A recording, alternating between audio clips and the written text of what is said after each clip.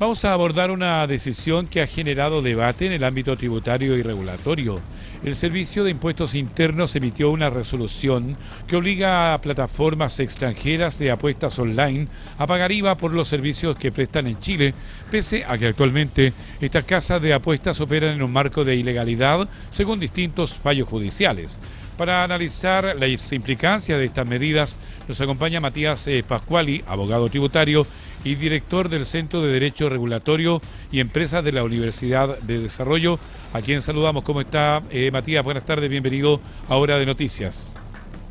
Hola, buenas tardes, muchas gracias por la invitación.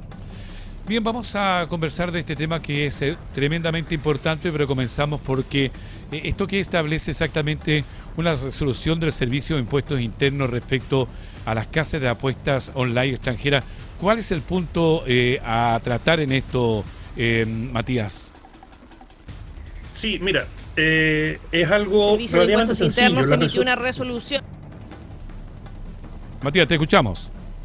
Sí, es algo relativamente sencillo porque las resoluciones básicamente son establecen cómo se deben cumplir ciertas obligaciones tributarias. No tienen un tema de fondo que determine, en este caso, la legalidad o no la legalidad del acto, sino que toman en consideración una situación de hecho, que en Chile se están pagando por estas apuestas y por estos servicios que prestan estas casas de apuestas, y según la norma de la ley del IVA, calza dentro de un hecho grabado especial que es los servicios prestados a través de plataformas cuando éstas están establecidas en el extranjero.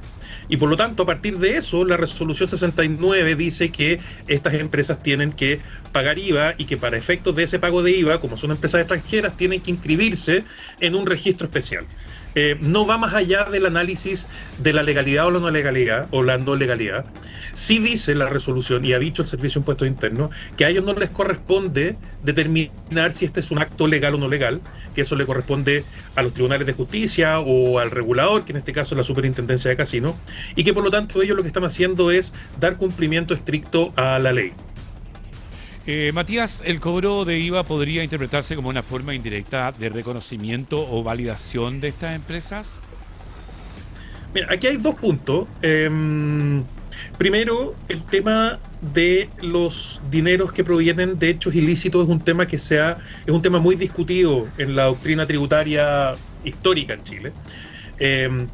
Y si tú me apuras, la mayoría y la posición del Servicio de Impuestos Internos es que los dineros que provienen de hechos ilícitos graban impuestos, son grabados con impuestos.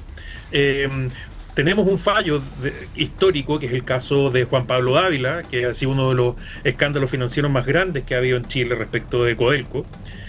Y si hacemos memoria, la Corte Suprema hace más de 30 años dijo que los dineros sustraídos por Juan Pablo Dávila tenían que pagar impuestos, y Juan Pablo Dávila terminó pagando impuestos. Y eso es básicamente en virtud de ciertos principios tributarios en que un poco básicamente se basan en que la ley grava los aumentos de capital o los hechos grabados sin ver al fondo del asunto. El otro punto que podemos decir acá es que el momento en que se dictó esta resolución no es aleatorio. El tema de las apuestas deportivas está en un proyecto de ley que básicamente las va a regular, y en muy poco tiempo va a salir esta ley, se va a aprobar esta ley. Y yo creo que el Servicio de Impuestos Internos lo que está haciendo es un poco adelantarse a la dictación de esta ley para regular cómo tienen que pagar IVA a estas casas de apuestas no domiciliadas en Chile. Conversamos con Matías Pascuali, abogado tributario y director del Centro de Derechos Regulatorios de la Universidad del Desarrollo. ¿Qué efectos prácticos tendrá esta medida para las plataformas extranjeras y para los usuarios chilenos, Matías? Mira, el efecto práctico es esta norma de la ley del IVA que se está utilizando, que es el artículo 8, letra N, tiene un elemento súper especial, que es la forma como se cobra. Usualmente el IVA se cobra por parte de quien presta el servicio o quien vende un producto, ¿cierto? Que cobra el IVA sobre el precio. Bueno, aquí como estamos hablando de que quien presta el servicio es un no residente en Chile, no registrado en Chile, la forma de cobro se hace a través del ente emisor de la tarjeta de crédito con la que se está pagando. es decir, el banco o el administrador de la tarjeta. Por lo tanto, si es que lo que está diciendo la resolución es que estos sitios tienen que registrarse, si estos sitios se registran, van a tener que empezar a cobrar el IVA, y el que los va a tener que pagar van a ser los bancos y las entidades que administran la tarjeta, las tarjetas de crédito, las tarjetas de débito que se ocupan para pagar.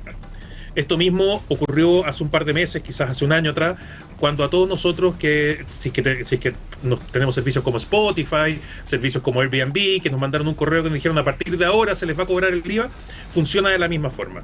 Y el ente encargado de retener esos dineros y pagarlos van a ser estos bancos.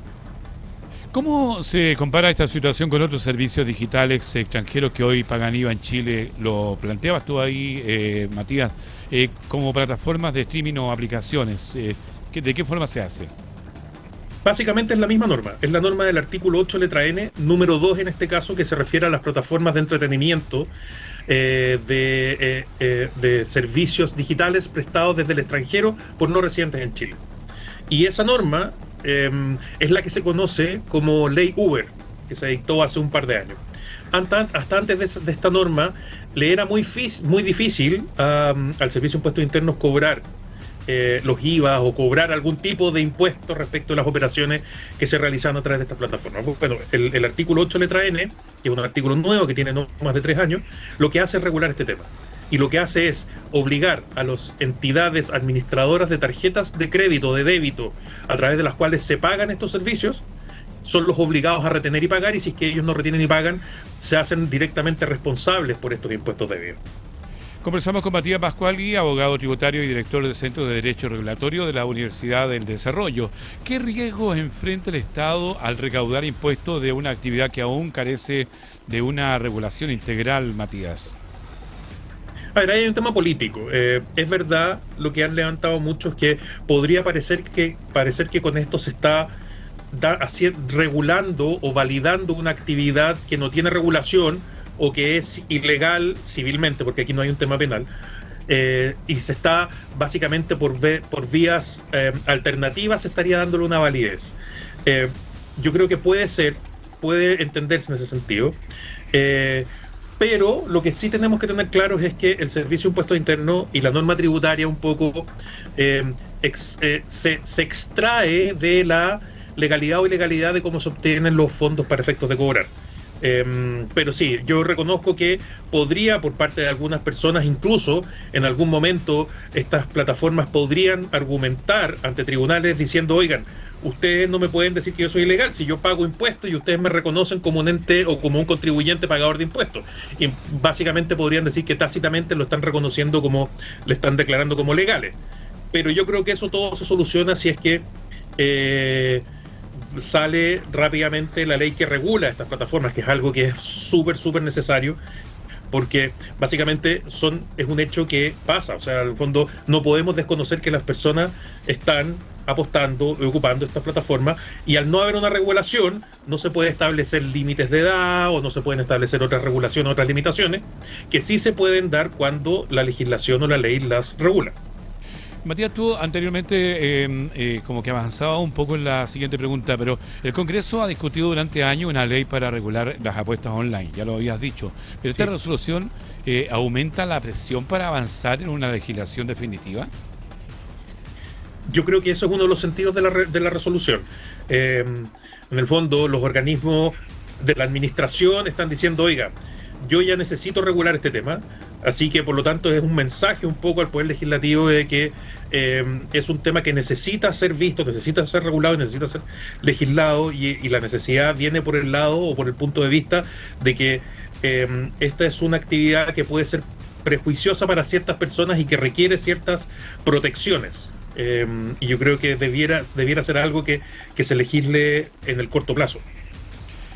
Matías, queremos agradecerte por este contacto y por supuesto dejarnos más claro este tema a través de Hora de Noticias. Muchísimas gracias por la invitación y lo que necesiten. Gracias, buenas tardes. Matías Pascuali, abogado tributario y director del Centro de Desarrollo de la Universidad del Desarrollo.